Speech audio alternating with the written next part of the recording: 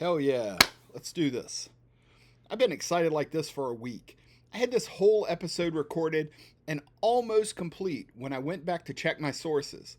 I included it as a bonus video if you're interested. Because nobody cares that the slop got me. Alright, dude, what does that mean? Well, the slop I just referred to is a good deal of what AI outputs these days. And weirdly, it's part of why I anonymize my face. As I've said, I'm not that impressive looking, but for some reason, I really can't handle the notion of looking at my own face. I figured this out mid pandemic when I'd have these crippling moments of self doubt at work after watching myself on video all day long.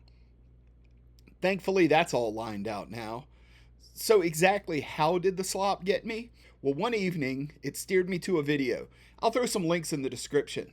Except when I went to link to that video that I'd watched for my ill fated previous take, I got something else entirely.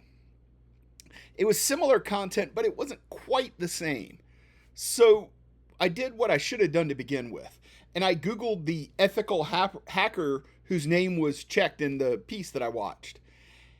His response was pretty much where my inner skeptic suddenly found itself. In what world would Google contract with an ethical hacker to get his take on their quantum processing? It seems throwing Ryan Montgomery's name in there made me less skeptical somehow. I mean, yeah, he's a skeptic too, so if he said, here's the problem, then who am I to question that? Except he didn't say that. It was an AI voice reading words, but it was not his voice. They just used stills of him. My guess was he probably didn't say it. And I was right. Stuff like this is important because it's disinformation. It simply never happened. That quantum computing project that I said was shut down, still underway. Google reaching out to an uber elite hacksaw like Ryan Montgomery? I mean, in retrospect, it's kind of preposterous on its face. Google has invested billions into quantum. Wouldn't they want the best and brightest like Ryan Montgomery involved? But why? I mean, he's not a quantum architecture expert as this piece would have you believe. Understanding pen testing isn't quite the same as quantum computing, which isn't quite the same as AI. I'm not saying Ryan Montgomery can't be an expert in all of these things, but why is Google going to rely on a subject matter expert on an entirely different subject? It's just not his wheelhouse. By the way, Ryan, if you listen to this, I'd love to talk about hacking stuff someday, man. Hit me up. Bad AI went out and strung together a bunch of topics and put together videos like the one that almost got me. I spent most of the video that I recorded talking about how AI is not quite ready yet. It just keeps missing the little things.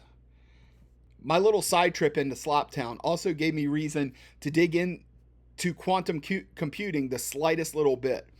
To be 100% clear here, I know very little about quantum computing. The video I watched had talked about glyphs being in the data that was returned by Google's AI chip. Hearing about these glyphs got me thinking, and over the past few months, I've been doing some research of my own.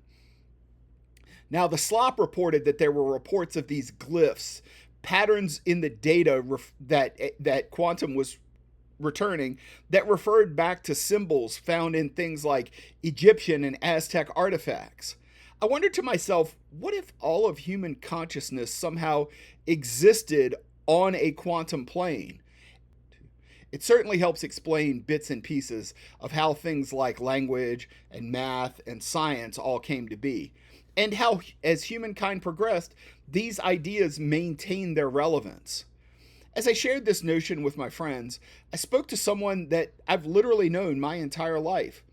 Our paths have crossed time after time throughout our lives. Her son is profoundly autistic, so I've been talking to her about what being on the spectrum is and what it isn't. I got to meet her son a few weeks ago, and the encounter left me a little shaken, but in a really good way. Now, as I explained this quantum mind theory to my friend, her son was watching me intently. I mean, he was locked in. And after a few minutes passed and we're saying our goodbyes, my friend turned around for a moment to add some ice to her drink. And when she did, her son locked eyes with me and asked me, "Do you see it?" Now, at the time, it didn't register what he was talking about. But as time passed, I thought about it more and more. I messaged my friend without giving anything away. She's going to come on so we can talk about stuff. She's written a book about her life as the mother of an autistic child, and I just want to have a good open conversation with her. But she gave me some homework to do too. There's a podcast called The Telepathy Tapes. You know where to find the link. I'm listening to that now so that she and I can fully explore this topic. Now, do I think people can put and take thoughts at will, all Jedi mind trick style? Not exactly.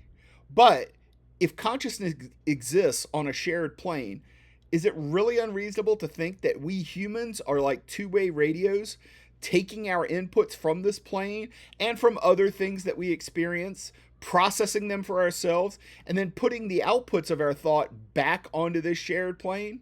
I mean, who knows, right? It'll be fun to figure out, though. Thanks for listening. Take care.